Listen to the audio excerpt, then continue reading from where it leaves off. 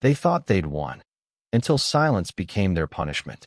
When the anxious partner finally walks away, something strange happens inside the avoidant. On the surface, they appear calm, detached, even relieved. It looks like freedom. No more demands, no more emotional intensity, no more pressure to explain themselves or show up in ways that felt suffocating. But underneath that cool exterior, panic begins to grow in quiet, unrecognizable ways. Because the anxious leaving isn't just an ending. It's the one thing the avoidant never prepared for, being left on purpose. For so long, their dynamic has been predictable. The avoidant pulls away, and the anxious follows. It's a rhythm of pursuit and retreat that maintains a delicate balance of control. The avoidant controls closeness by creating distance, and the anxious controls distance by chasing connection.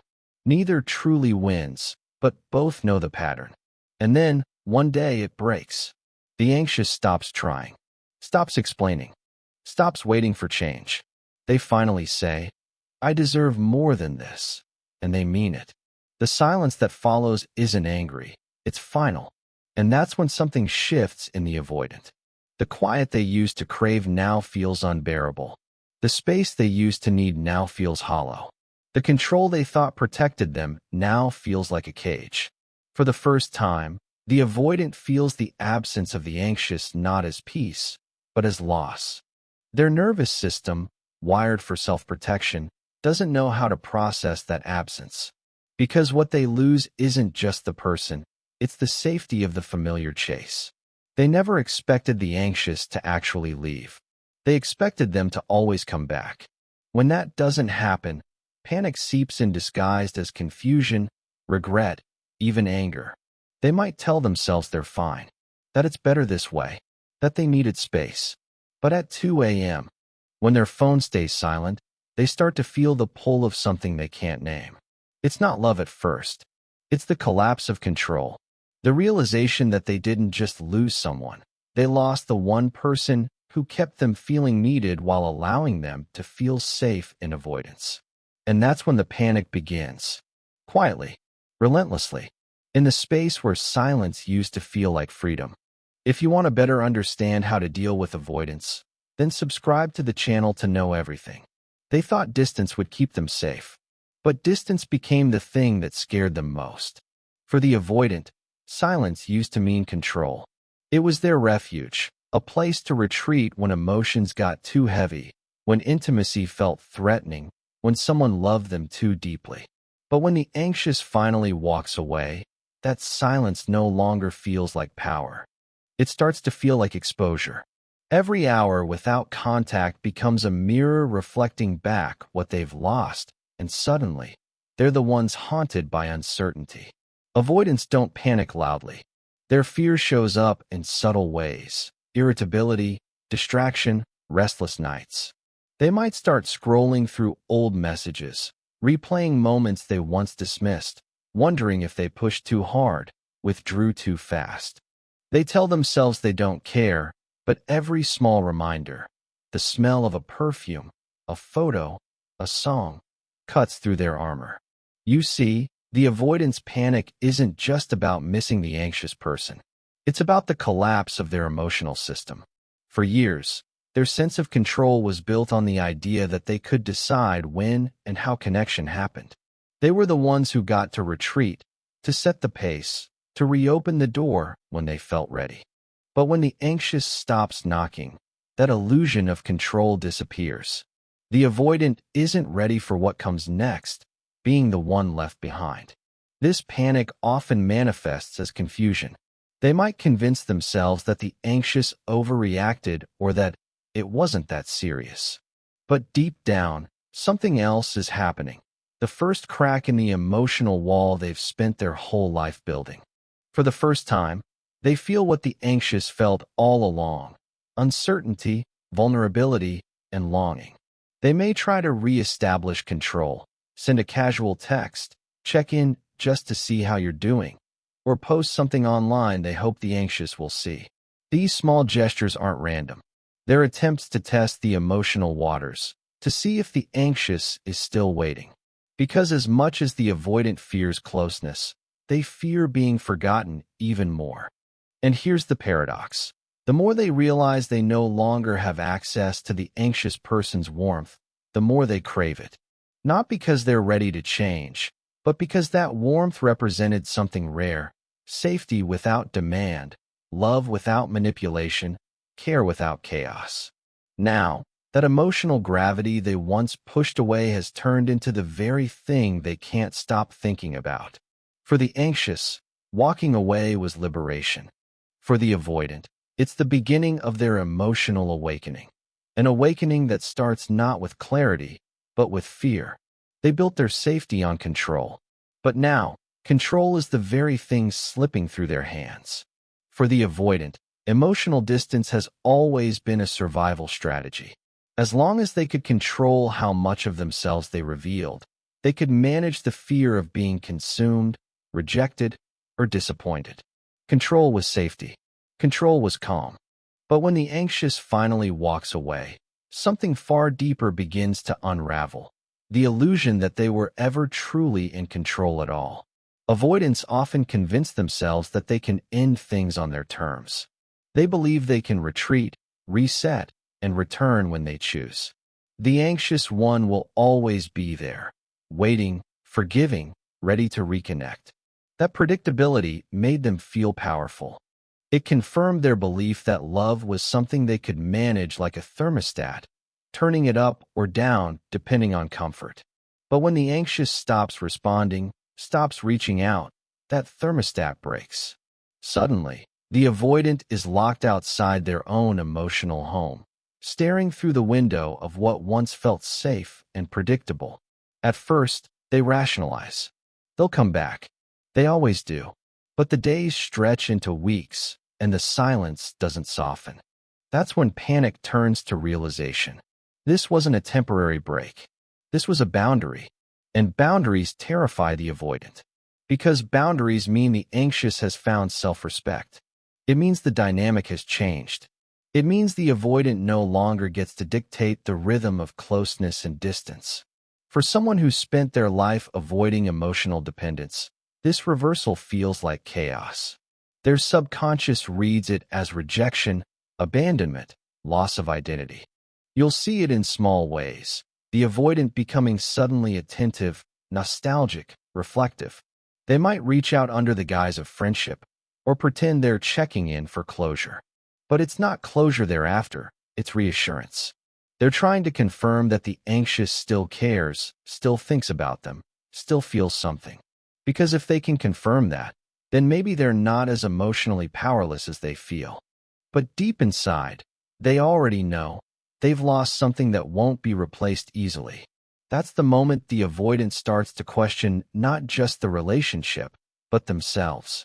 They begin to wonder if their silence was strength or fear, if their distance was independence or avoidance, if what they thought was control was really just emotional self-sabotage. And that's where transformation begins, not in comfort, but in collapse. Because it's only when control fails that the truth finally has space to surface. They always believed detachment would protect them. But now, detachment feels like drowning in their own silence. Avoidants are experts at emotional regulation through distance. When tension rises, they retreat. When intimacy feels too close, they create space. It's their unspoken rule. Closeness equals risk, and distance equals safety. But after the anxious walks away, that formula collapses. The same detachment that once brought relief now amplifies pain. The quiet becomes unbearable, not because of the other person's absence, but because of what it exposes inside them. When the anxious was present, the avoidant could project their discomfort outward. They could blame the pursuit, the intensity, the neediness. But now, with no one left to deflect onto, their inner world becomes louder. Every thought they tried to outrun returns. Every fear they've suppressed, of being unworthy, unlovable, replaceable, comes rushing back. The silence they once craved becomes a mirror showing them everything they've avoided feeling. At first, they try to double down on detachment. They throw themselves into distractions, work, hobbies, new connections, anything to prove that they're fine. But emotional detachment only works when the anxious person is still orbiting around them, maintaining the invisible tether of attention. Without that pull, the avoidance strategies lose power. The absence of pursuit leaves them with nothing to push against, and that's when they realize detachment was never strength, it was dependency in disguise. You see, avoidance isn't the opposite of attachment. It's attachment with fear woven through it. The avoidant doesn't lack the need for connection, they've just learned to fear it. And now, in the emptiness left behind, that need begins to surface in uncomfortable ways. They might feel restless, irritable, even angry without knowing why. It's not the anxious person they're fighting. It's their own vulnerability clawing its way back up. That's why the avoidance panic isn't loud. It's internal. It's the slow unraveling of emotional walls that no longer hold. The more they try to suppress their feelings, the more those feelings leak out in unexpected moments. Seeing a photo, hearing a voice, passing a familiar place. Every sensory reminder becomes a confrontation. They realize they miss being understood, even if that understanding used to scare them.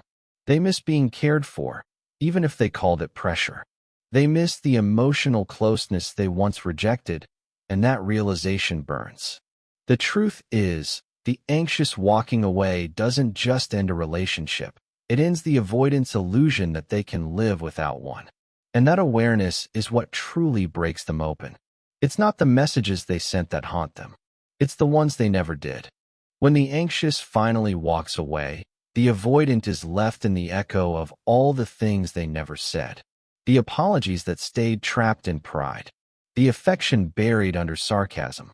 The words, "I do care," swallowed by fear. For so long, they believed saying less made them stronger.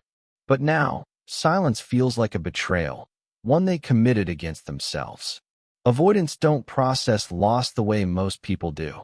They don't cry right away or chase after closure. They analyze, rationalize, detach. But when the initial calm fades, something deeper sets in, the quiet ache of everything unfinished. Their mind becomes a loop of what-ifs and should-haves. They replay moments not to remember, but to rewrite them, mentally inserting the words they wish they'd had the courage to say. You might think that by the time the anxious leaves, the avoidant is already gone. But that's not true. Emotionally, they were always watching, always aware, even when they seemed distant. They noticed every sigh, every tear, every time the anxious tried to hold on. They just didn't know how to meet that vulnerability without feeling swallowed by it. And now, those memories come back with a different tone. What used to feel like pressure now feels like devotion. What used to feel like too much now feels like love they didn't know how to receive. And here's the hardest part. Avoidants often realize what they had only when it's gone, but not because they're manipulative or cruel. It's because awareness requires emotional safety, and they only feel that safety once the threat of closeness has disappeared. Ironically, they begin to understand love only when they're finally alone. That's why their panic doesn't look like chaos. It looks like regret. They may start reaching out in subtle ways. A comment on a story, a random text, a memory shared by accident. But these gestures aren't about reconnection. They're about testing forgiveness. They want to know if they're still remembered, still redeemable. Because losing the anxious isn't just about losing affection. It's about losing the one person who saw through their defenses and stayed anyway. Now, with no one left to translate their silence into meaning, the avoidant faces their deepest fear, being misunderstood forever. The words they never said become ghosts, following them into every quiet night. And the irony is devastating. They avoided vulnerability to avoid pain, but in the end, avoidance is what made the pain permanent. This is where the panic deepens, not in the loss of love, but in the realization that they finally understand it, too late to be heard. They spent years running from their reflection. But now, that reflection stares back and doesn't blink. For the avoidant, The anxious walking away isn't just the end of a relationship, it's a mirror. A mirror that finally shows them the cost of their emotional defenses. Every silence that once felt strategic now looks like avoidance. Every withdrawal that once felt like self-preservation now feels like rejection. For the first time, the avoidant sees themselves not as the one protecting peace, but as the one creating pain. Avoidants rarely intend to hurt others. Their distance isn't cruelty, it's fear disguised as composure. But fear doesn't erase impact. And now, as the silence stretches, that realization begins to sink in. They start to notice how much they depended on the anxious to do the emotional labor, to reach out first, to soothe, to repair. The very behavior they once resented becomes the thing they miss most, because it meant someone cared enough to try. When the anxious leaves, the avoidant is left with the weight of their own stillness. There's no one left to absorb their hesitation, no one to translate their moods into understanding. The distance they used to crave now exposes the truth they've been running from. Their walls kept them safe, but they also kept them lonely. And loneliness, for the avoidant, is the one feeling they never learned how to manage. It doesn't hit all at once, it seeps in, through empty routines, through moments when they reach for their phone out of habit, only to remember there's no one to message, through the realization that their calm, ordered world suddenly feels cold and airless. This is where avoidance turns into consequence. Because when they finally look in the mirror, they don't see the independent, untouchable person they once imagined. They see someone who mistook control for connection, silence for strength, and withdrawal for peace. The very behaviors that protected them also robbed them of what they secretly wanted most, to be known. But this moment of reckoning, painful as it is, isn't meaningless. It's the start of awareness. The point where the avoidant begins to recognize patterns, not as proof of who they are, but as habits that can change. It's the first step out of unconscious fear and into uncomfortable honesty. Still, awareness alone doesn't heal them, because seeing the damage isn't the same as knowing how to love differently. And that's the tragedy of the avoidant awakening. They understand what went wrong just as they realize they might not get another chance to make it right. They never feared losing love. They feared needing it again. After the anxious walks away and the avoidant's calm begins to crack, something unexpected stirs inside them: desire. Not the kind they can control or compartmentalize, but real, vulnerable wanting. And for someone whose identity was built on emotional self-sufficiency, that's terrifying. Because to want again means to risk again. And risk is what they've spent a lifetime avoiding. Avoidants often believe that needing someone is a weakness. As children, they learned that depending on others led to disappointment or rejection. So, they became their own caretakers, emotionally independent, self-contained, and proud of it. But the cost of that independence was intimacy. They learned to crave love while pretending they didn't, to miss people while appearing unmoved. And now, when the anxious person finally leaves, that carefully crafted illusion starts to crumble. At first, the avoidant tells themselves they're fine. They go about their days pretending the loss doesn't sting. But small moments betray them. They catch themselves wondering what the anxious is doing, whether they've moved on, who's comforting them now. They try to suppress these thoughts, but they multiply. Because the truth is, the avoidant didn't just lose someone. They lost the emotional anchor that made their detachment feel safe. For the first time, the avoidant begins to feel what the anxious once felt: emptiness mixed with longing. It's a cruel irony. When the anxious loved them, that love felt like pressure. But now that it's gone, it feels like air has been taken from their lungs. They start to understand that what they called overdependence was actually presence. What they called neediness was care. What they called drama was connection trying to survive. This realization terrifies them, because it awakens the part of them that still wants closeness, even after all the walls they built to avoid it. They begin to feel small flashes of courage, tiny urges to reach out, to apologize, to make things right. But those urges crash into the same old fear. What if I'm rejected? What if they don't want me anymore? That's the internal war of the avoidant in this stage, the tug between fear and longing. They've spent so long mastering the art of not needing anyone that admitting they now miss someone feels like a betrayal of their own identity. So instead of reaching out, they often freeze, stuck between the past they regret and the vulnerability they still fear. And yet, that fear of wanting again is also the first sign of healing. Because beneath every panic, every regret, every sleepless night is the truth they've been avoiding all along. They never stopped wanting love. They only forgot how to let it in. At first, they fought the feeling. Then, they realized, this time, resistance was the real danger. For most of their life, the avoidant's greatest comfort was control. Control over emotions, over closeness, over how much anyone could touch their inner world. But after the anxious walks away, after the silence lingers long enough to echo, something starts to shift. The avoidant begins to understand that control was never peace. It was fear, dressed up as discipline. And the longer they hold on to it, the more they feel like they're suffocating in their own stillness. This is where surrender begins, not dramatic, not loud, but quiet. It starts as a whisper in their mind. Maybe it wasn't them. Maybe it was me.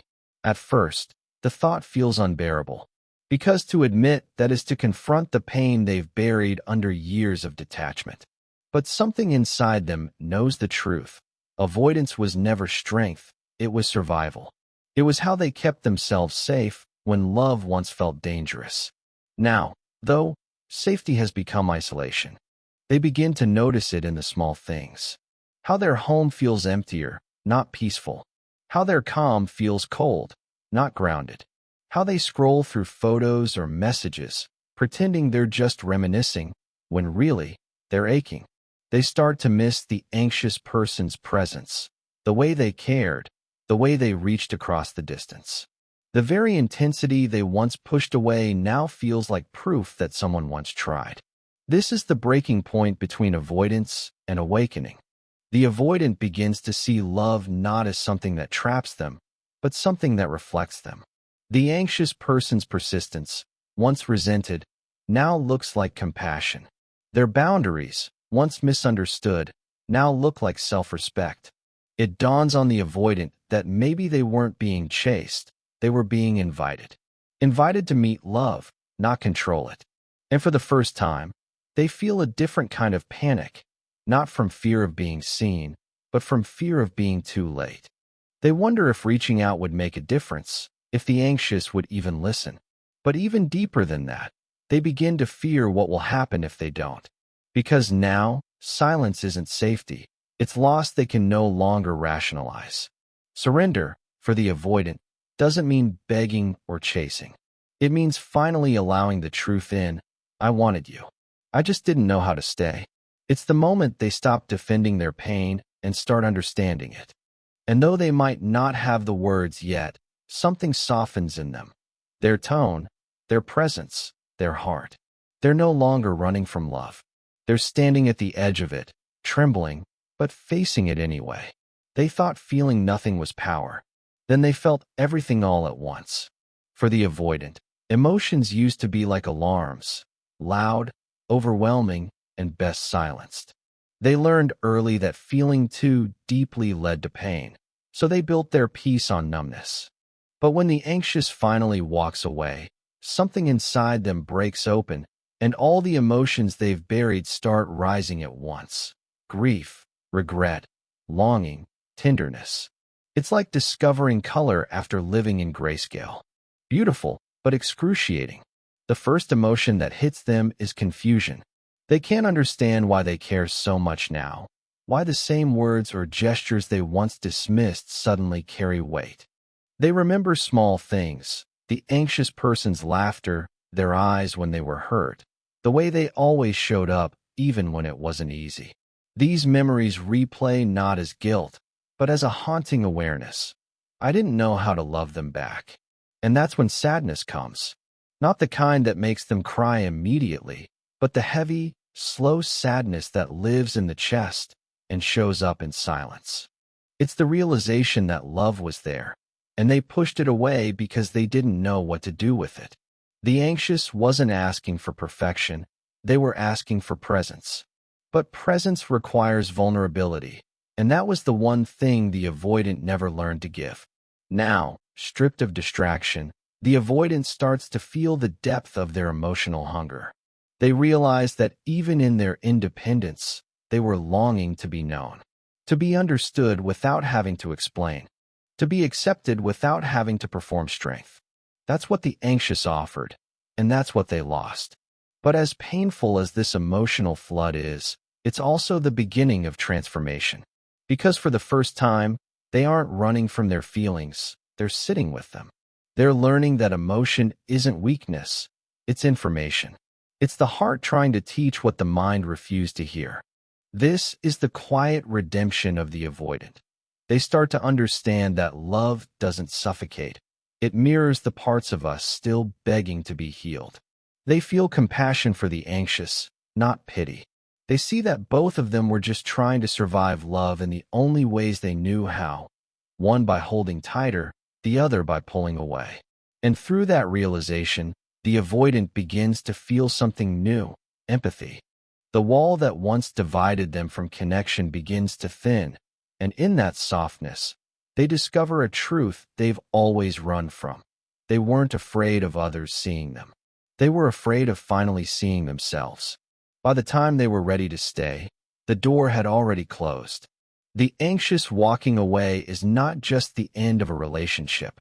It's the emotional reckoning the avoidant never saw coming.